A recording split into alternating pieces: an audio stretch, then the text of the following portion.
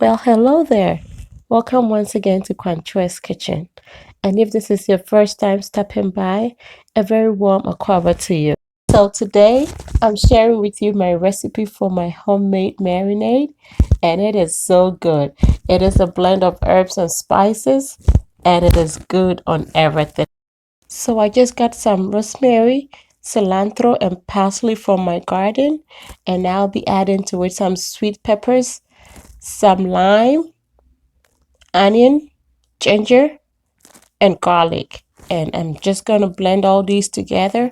Normally, I just run it through my food processor instead of blending because I really like the textures. So you want to pull off the leaves from the branches or stems so that you don't have these hard parts in your marinade. Seriously, it is a chore if you have to do this every day for every time you have to prepare some meat.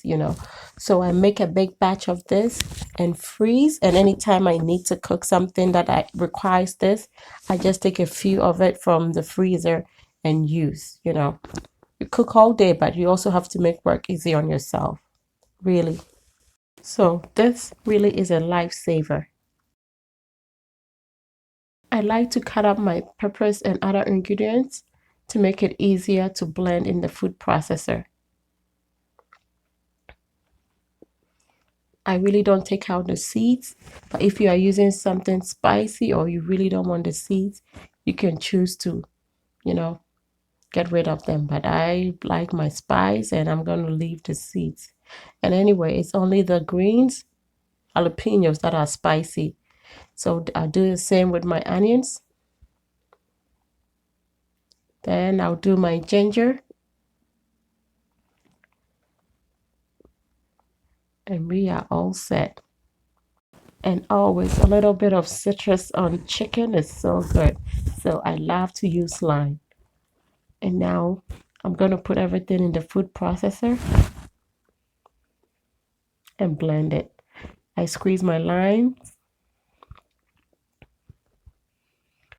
cover, and blend. And yes, I use the food processor because I want the vegetables to still not be, not to be too smooth. I like it when they show because especially when I grill, it doesn't stay too long on the fire. So you end up still having the color showing on your meat, whatever meat you cooked over the grill. It still comes out colorful and beautiful.